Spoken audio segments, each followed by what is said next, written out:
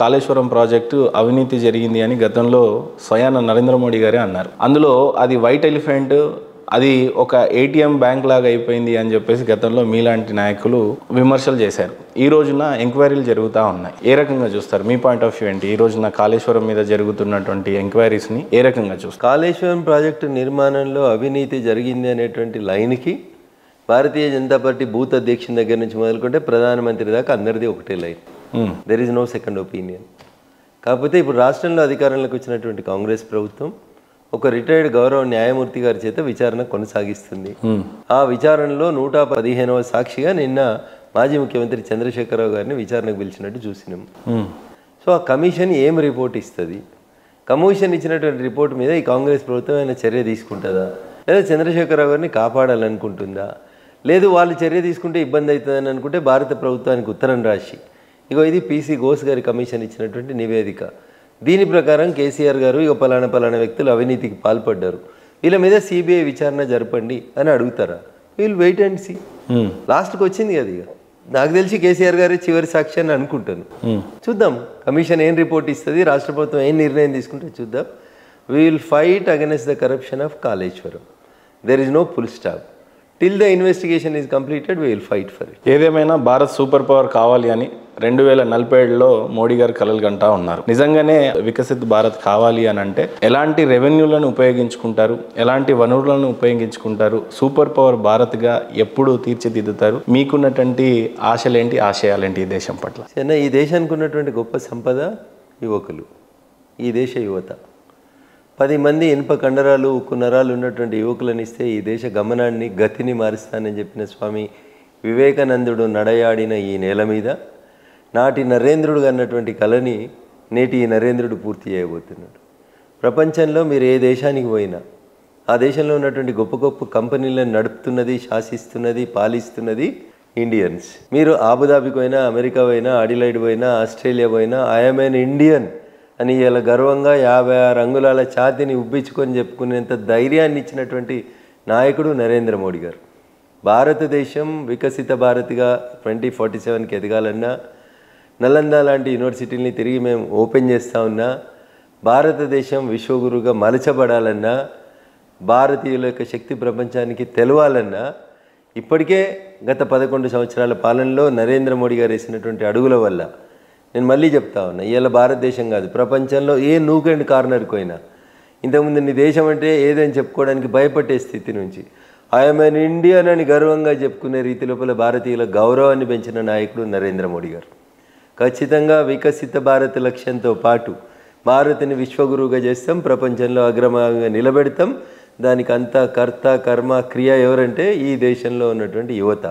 ఈ దేశంలో 165% మంది ఉన్నటువంటి యువకులని వాళ్ళ కాళ్ళ మీద వాళ్ళు నిలబడి ఒక్కొక్కరు ఇంకో 10 మంది కొత్తగా ఉద్యోగాలు ఇచ్చే రీతిలో, భిన్నంగా ఆలోచించే రీతిలో వాళ్ళని మార్చి మూసబోసిన విద్యా విధానంలోంచి మన దేశానికి అవసరమైనటువంటి విద్యా విధానాన్ని తీసుకొచ్చి, నేను ఇందాకనే చెప్పిన ఈజ్ ఆఫ్ డూయింగ్ కానీ, లెర్నింగ్ బై డూయింగ్ కానీ, ఇట్లా రకరకాలైనటువంటి కొత్త అంశాలను తీసుకొచ్చి యువతను ఉత్తేజపరిచి, అట్ ద సేమ్ టైం యువతను రాజకీయాల్లో కూడా రమ్మని ఆహ్వానించి అన్ని వర్గాల ప్రజల యొక్క భాగస్వామ్యంతో వీళ్ళు వాళ్ళు అని తేడా లేకుండా కాస్ట్, రేస్, రీజియన్, రిలీజియన్ ఏది దృష్టిలో పెట్టుకోకుండా వేర్ ఆల్ ఇండియన్స్ అని చెప్పి ఈ దేశం ఎదగాలని కోరుకునేటువంటి ప్రతి వ్యక్తితోటి, ప్రతి సంస్థతోటి కలిసి అడుగులేసి, మలినమైన మనసులు ఏమైనా ఉంటే వాటిని శుద్ధి చేసి ఈ దేశం శుద్ధంగా అన్నింటికీ సిద్ధంగా ఉండే రీతి లోపల 2047కి ఇది వికసిత భారతం అయ్యేలాగా, నా దేశం అభివృద్ధి చెందిన దేశం, నా దేశం ప్రపంచానికి మార్గదర్శనం చేసేటువంటి దేశం అనేంత గొప్పగా ఎదిగే రీతి లోపల భారతదేశంలో ఉన్నటువంటి యువశక్తిని, యువకుల శక్తి సామర్థ్యాలను ఉపయోగించుకొని ఎవరైతే ఇంత జనాభా ఉంది భారతదేశంలో అని ఎగతాళి చేస్తున్నారో వాళ్ళకి ఈ యువతనే ప్రపంచానికి లీడ్ చేసేటువంటి రీతి లోపల మారుస్తామని నరేంద్ర మోడీ గారి ఆలోచనలకు అనుగుణంగా nation first, party next, individuals last అనే రీతిగా ఈ దేశ యువతని ప్రపంచ యవనిక మీద నిలబెడతామని చెప్పి సంపూర్ణమైనటువంటి విశ్వాసం నాకు. ఈ రోజులలో చిన్న ఓటమి రాగానే కృంగిపోయే యువతను చూస్తూ ఉన్నాం, జనాల్ని చూస్తూ ఉన్నాం. మీరు ఎమ్మెల్యేగా ఓడిపోగానే రఘునందన్ రావు పని అయిపోయింది అనుకునే లోపలనే ఎంపీగా గెలిచి పార్లమెంట్లో అడుగుపెట్టారు. ఎలా ఎంజాయ్ చేస్తున్నారు ఆ పదవిని? ఎలా న్యాయం చేస్తున్నారు? ప్రజలు లిమిటెడ్గా ఉన్నటువంటి దుబ్బాక నియోజకవర్గానికి రఘునందన్ రావు చేసిన సేవల్ని గుర్తించుకోలేకపోయినప్పటికీ, లేదా అక్కడ జరిగినటువంటి రకరకాల కారణాల చేత నేను ఓడిపోయినప్పటికీ విస్తృతంగా ప్రజాబాహల్యంలో రఘునందన్ సేవలు అవసరం, భారత పార్లమెంట్లో రఘునందన్ లాంటి వాడు ఉండాలి, వాయిస్ ఆఫ్ వాయిస్లెస్ ఉండాలి, ఒక ప్రశ్నించే గొంతుక ఉండాలి, పేద ప్రజల కష్టం వస్తే మా తరఫున మాట్లాడేందుకు ఒక నిలబడాలని అనుకున్నారు. కాబట్టి మెదక్ పార్లమెంటు ప్రజలు నా మీద విశ్వాసం ఉంచి నన్ను పార్లమెంటుకి పంపించారు. రఘునందన్ డెమోక్రసీకి పూర్తి స్థాయి లోపల అర్థం చెప్తూ ప్రజల కొరకు ప్రజల చేత ప్రజలే ఎన్నుకునేటువంటి రీతి లోపల ఎదిగి వచ్చినటువంటి నాయకుడు. ఎప్పుడు ఎన్ని దెబ్బలు తాకినా, ఎన్ని గాయాలు తగిలినా, ఎన్ని ఓటములు ఎదురైనా మళ్ళీ నిటారుగా నిలబడినటువంటి గడ్డిపోచనే నాకు ఆదర్శం.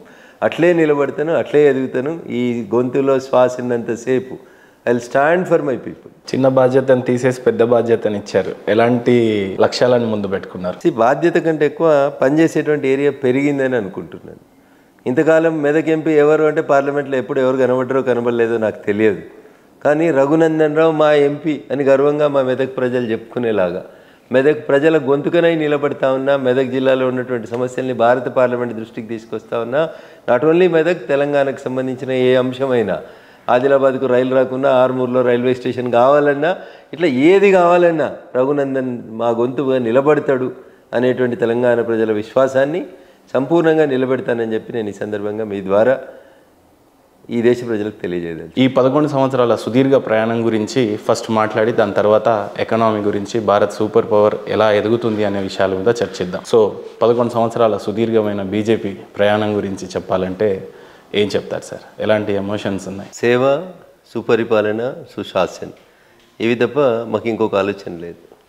సమాజంలో అణగారినటువంటి వర్గాల యొక్క అభ్యున్నతి లక్ష్యంగా డే 1 నుంచి 2014 నరేంద్ర మోడీ గారు మే నెలలో ప్రధానమంత్రిగా ప్రమాణ స్వీకారం చేసిన మరుక్షణం నుంచి భారత ఆర్థిక వ్యవస్థని ఒక గాడిలో పెట్టి, భారతదేశం అంటే ఒక సుప్త చేతనావస్థలో ఉన్న దేశం కాదు. భారతదేశం ఒక మిషన్ లాగా పనిచేయగలుగుతుంది. భారతీయుల యొక్క పనితత్వం, భారతీయుల యొక్క ఆలోచన విధానం ప్రపంచానికి మార్గదర్శనం చేసేటువంటి రీతి లోపల మనం ఎదగాలనేటువంటి ఒక లక్ష్యంతో అనేక సంవత్సరాలుగా పెండింగ్లో ఉన్నటువంటి అనేక పనులని నరేంద్ర మోడీ గారు ప్రధానమంత్రి అయిన 2014 మే తర్వాత ప్రారంభించారు. దాని ఫలితం ఈ 11 సంవత్సరాల పయనం తర్వాత అప్పుడే పుట్టినటువంటి ఒక మొగ్గ 11 సంవత్సరాలకి ఒక వృక్షంలా ఎదగగలిగింది అనేది నరేంద్ర మోడీ గారి పాలనలో కనబడుతుంది.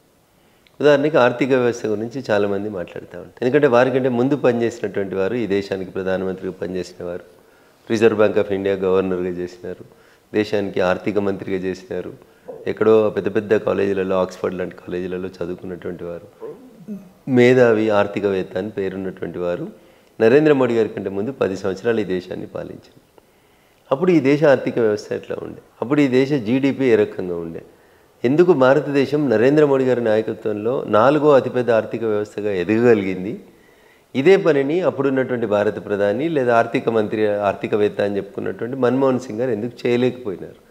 These two are the comparative studies. So కారణాలు ఏమున్నప్పటికీ ఎండ్ రిజల్ట్ ఏమొచ్చింది అనేది చూస్తారు. నరేంద్ర మోడీ గారు ప్రధానమంత్రి అయ్యే నాటికి ఈ దేశం 10వ స్థానంలో ఉంది. ప్రపంచ ఆర్థిక వ్యవస్థ లోపల మన స్థానం 10వ స్థానంలో ఉంది. ఇటీవల వచ్చినటువంటి గణాంకాలను చూస్తే ఈరోజు భారతదేశం జపాన్ లాంటి దేశాన్ని కూడా వెనక్కి నెట్టేసి 4వ అగ్రరాజ్యంగా ప్రపంచ చిత్రపటం మీదకి ఆర్థిక వ్యవస్థలో 4వ అతిపెద్ద ఆర్థిక వ్యవస్థగా భారతదేశం ఎమర్జ్ అయింది. ఇది ఒక రాత్రి, ఒక రోజు, ఒక పగల్లో అయినటువంటి పని కాదు.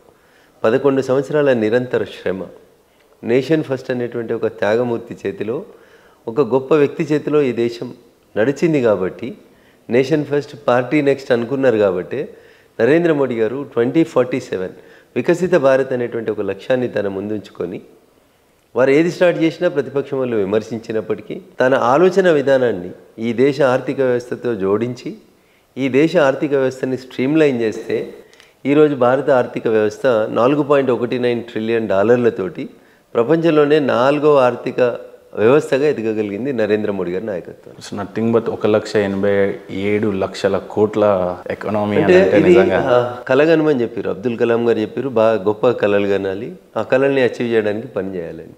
కాంగ్రెస్ ప్రభుత్వం కేవలం కళలు మాత్రమే కనేది, అవి పగటి కళలుగా మాత్రమే మిగిలిపోయేవి.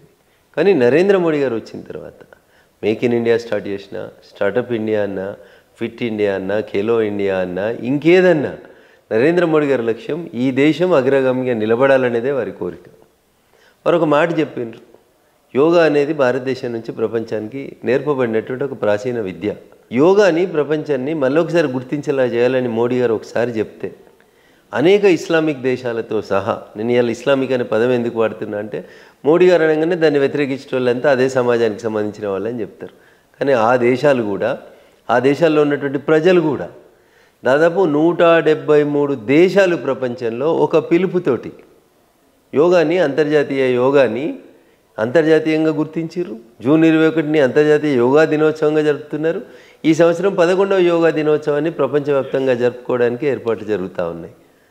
సో నాయకుడు తను తీసుకున్నటువంటి నిర్ణయం కరెక్ట్ అయితే, అది ఈ దేశ హితం కోరిన నిర్ణయం అయితే, పేద ప్రజల అభ్యున్నతి కోసం తీసుకున్న నిర్ణయం అయితే ప్రజలందరూ కూడా కలుస్తారు, నడుస్తారు, ఆ దిశగా అడుగులు పడతాయని చెప్పడానికి అనేక రకాలైనటువంటి గణాంకాలు ప్రపంచ ఆర్థిక రంగ నిపుణుల చేత నరేంద్ర మోడీ గారి ప్రభుత్వాన్ని, భారతీయ జనతా పార్టీ ప్రభుత్వాన్ని, ఈ దేశ ఆర్థిక వ్యవస్థను ఇటీవల పొగుడుతున్నారు. ప్రపంచంలో ఏ దేశంలో జరగనంత గొప్పగా పేదరికంలోంచి సుమారు 27 కోట్ల మందిని పేదరికం బయటికి తీసుకురావడం అనేది 11 సంవత్సరాల లోపల జరిగింది. ఇట్ వాజ్ ఏ డ్రీమ్, ఒకప్పుడు ఒక కళ.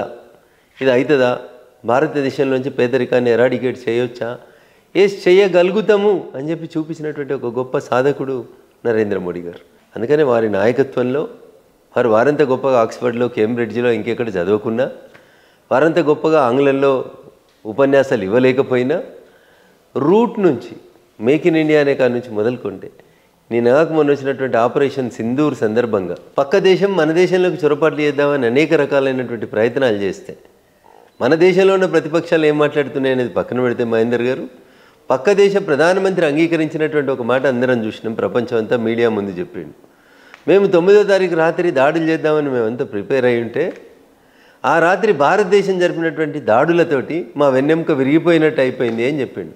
This is not the statement of BJP leaders of India, this is the statement of Pakistan prime minister. దెబ్బతిన్నోడు ఒప్పుకుంటున్నాడు, అరే మేము కూలిపోయినాం, మా నడుములు ఇరిగిపోయినాయి, మా కాలు చేతులు పని చేయకుండా చేసిండ్రు, ఒకటే ఒక రాత్రి మా ఎయిర్ బేస్లన్నింటినీ ధ్వంసం చేయగలిగింది, దట్ ఈజ్ భారత్ అని పాకిస్తాన్ ప్రధానమంత్రి ఒప్పుకుంటున్నాడు. కానీ ఈ దేశంలో ఉంటూ, ఈ దేశ రాజకీయ రంగాల్లో పనిచేస్తూ, ఈ దేశం సొమ్ము తింటూ, ఈ దేశానికి వ్యతిరేకంగా వేరే దేశాలకు వత్తాసు పలికేటువంటి కొంతమంది ప్రతిపక్ష నాయకులు, I don't want to name the parties, కాంగ్రెసా, కమ్యూనిస్టా, నేను చెప్పదలుచుకోలేదు, ఇట్లాంటి నాయకులకి నేను చేసేటువంటి అప్పీల్. సో అట్లీస్ట్ దేశానికి కష్టం వచ్చిన రోజన్నా మీరు ప్రభుత్వంతో నిలబడి ఉండండి, అంతేగాని ఇట్లాంటి అవాకులు చవాకులు పేలకండి.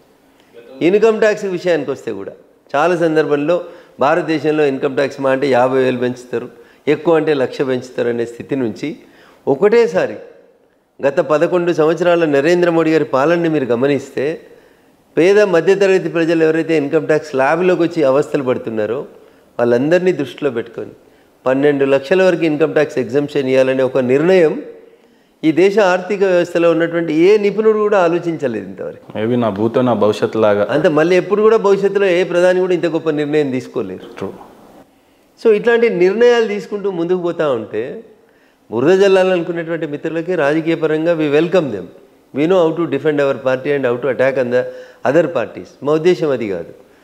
2004 నుంచి 2014 దాకా నాటి విశ్వవిఖ్యాత గొప్ప నాయకుడు, గొప్ప ఆర్థికవేత్త అని చెప్పుకున్నటువంటి మన్మోహన్ సింగ్ రాయన్లో భారతదేశానికి ఉన్నటువంటి గౌరవం ఏముండే, 2014 నుంచి 2025 ఏం చదువుకోలే, పల్లెటూరుకి వెళ్ళి వచ్చిండు, ఈయనేం చేస్తాడు అన్న స్థితి నుంచి ఒకప్పుడు వీసా ఇవ్వడానికి ఇష్టపడిన దేశం ఇలా మనల్ని రమ్మని చెప్పి బతిలాడేటువంటి పరిస్థితికి ఈ దేశ ఆర్థిక వ్యవస్థను మార్చినటువంటి గొప్ప వ్యక్తి గౌరవనీయ నరేంద్ర మోడీ గారు.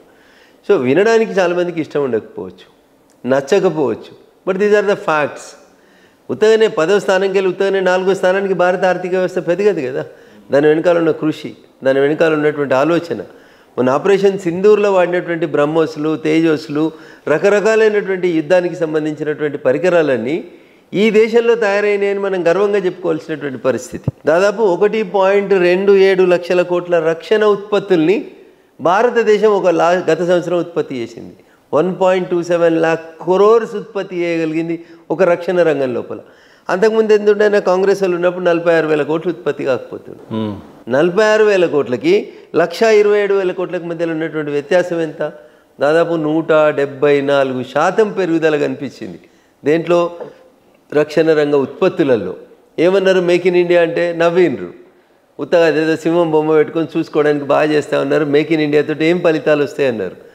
ఇవాళ పక్కనున్న దేశం కొనుక్కొచ్చింది, చైనాకి వెళ్ళి కొనుక్కొచ్చుకున్న డూప్లికేట్ మాల్ అయితే మన దేశం, మన సైంటిస్టులు, మన రక్షణ రంగ నిపుణుల మీద ఆధారపడి కాంగ్రెస్ హయాంలో 46,000 కోట్లు ఉన్నటువంటి రక్షణ రంగ ఉత్పత్తుల్ని ఇలా నరేంద్ర మోడీ గారి నాయకత్వంలో 2025కు వచ్చేసరికి 1,27,000 కోట్ల రక్షణ ఉత్పత్తుల్ని మనం చేయగలిగినాం.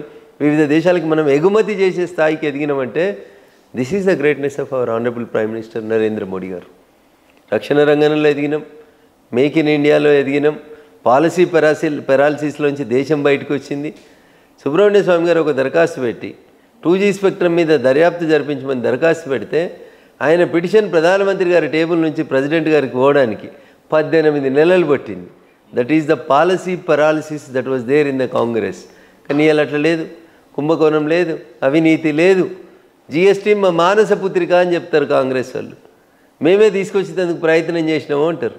కానీ వాళ్ళు బిల్లుని పాస్ చేయలేకపోతే అన్ని పొలిటికల్ పార్టీస్ని ఒప్పించి 1 నేషన్ 1 ట్యాక్స్ పేరిట జిఎస్టీని తీసుకొచ్చి జిఎస్టీ తోటి ఈరోజు రెవెన్యూ ఎంత పెరిగిందో తెలుసా అన్న? పేపర్లలో చూస్తూ ఉంటాం. ఈ నెల జిఎస్టీ వసూళ్ళు 2 లక్షల కోట్లు దాటినాయని చూస్తున్నాం. ప్రజలకి సంపాదించుకోవడంతో పాటు ఈ దేశ హితం కోసం పన్ను కట్టడం కూడా మా డ్యూటీ అని చెప్పి నేర్పించినటువంటి ప్రభుత్వం నరేంద్ర మోడీ గారి ప్రభుత్వం. గతంలో ట్యాక్స్ ఎట్లా ఎగ్గొట్టాలని ఆలోచించేటువంటి ప్రజలు ఇలా ప్రభుత్వం నాకు 12 లక్షలు ఇన్కమ్ ట్యాక్స్ ఎగ్జంప్షన్ ఇచ్చింది, నేను నిజాయితీగా పన్ను కడతా అనే స్థితికి ప్రజల్ని డ్రైవ్ చేసింది.